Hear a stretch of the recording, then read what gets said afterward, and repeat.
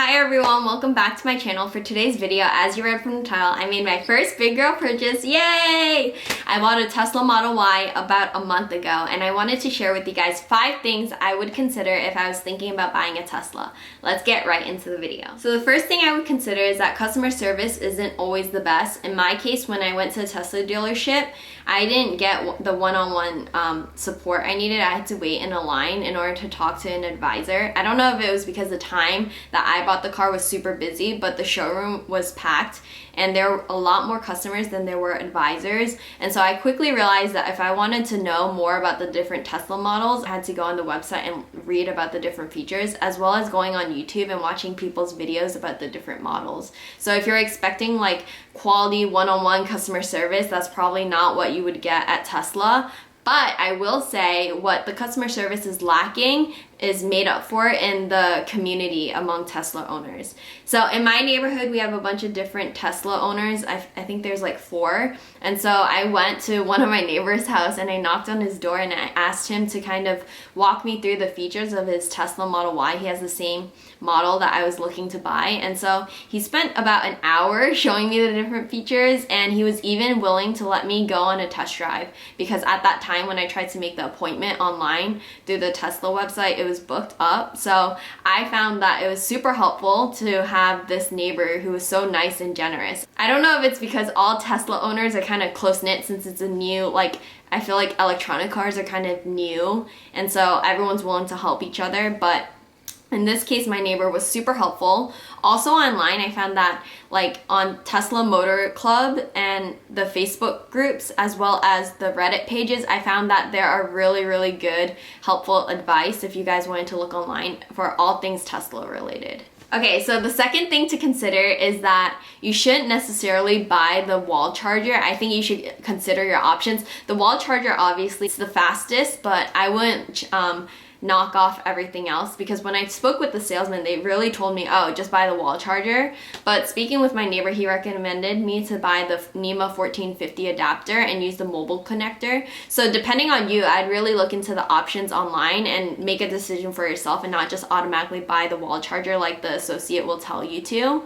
So what I found for me is that the NEMA 1450 charges about 8 miles per hour slower. I'm gonna post right here how fast the wall charger charges. I'll post it right here, the chart.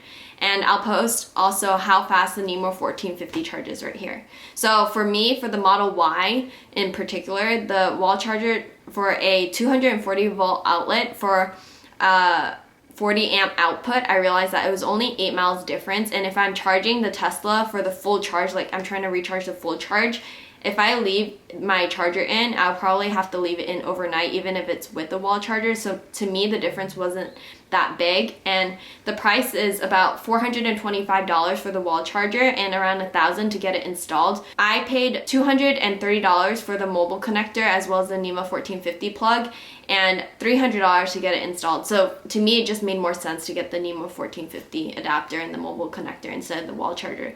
So I would recommend really looking into it, as well as not purchasing the charger the same time you purchase the car.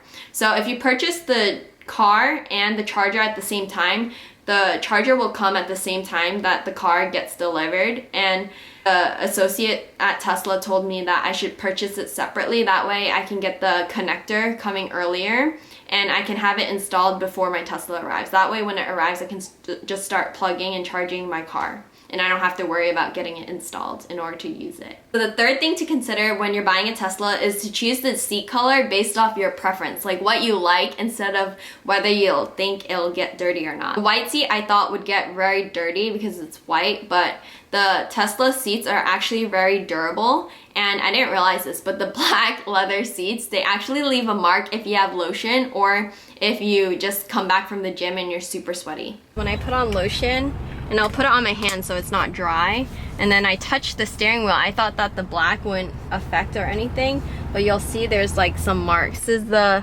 mark, but it's easy to remove. It's easy to clean.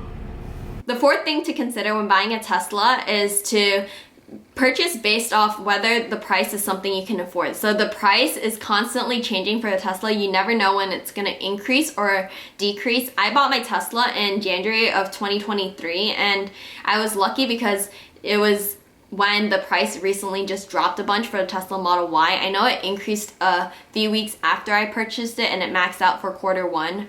So the price is constantly changing. I would say if the price is something that you can afford, then just go ahead and buy it. For me, I'm an overthinker. So if I didn't go to a dealership and have and purchase it like online there, I feel like I would have waited for a while, and maybe I would have gotten my Tesla at a different price. So I would constantly check the website and see if there's federal discount. I know right now there's a $7,500 federal incentive. So really look and see what offers are out there and take advantage of it. The fifth and final thing you should consider before buying a Tesla is whether you need to buy the extra upgrade for the tires as well as the add-on for enhanced autopilot and full self-driving capability.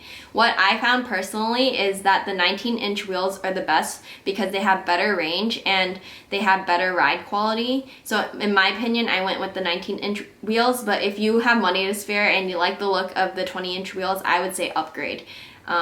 But also another thing to consider is whether the upgrade is worth it. It's an extra $2,000, and with that money you can buy a different set of wheels that isn't Tesla branded. The last thing is for the add-ons for enhanced autopilot and fully self-driving capability. It isn't fully autonomous if you decide to buy it.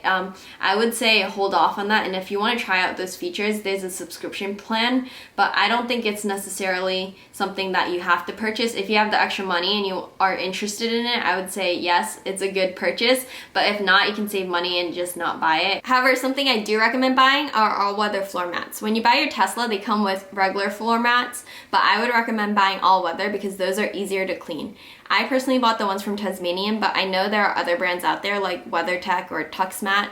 I recommend doing your research online to see which brand best fits your needs. Okay, that's it. I hope you guys really enjoyed this video and I hope you found it helpful. If you did, please give me a thumbs up and I'll see you in the next one. Bye!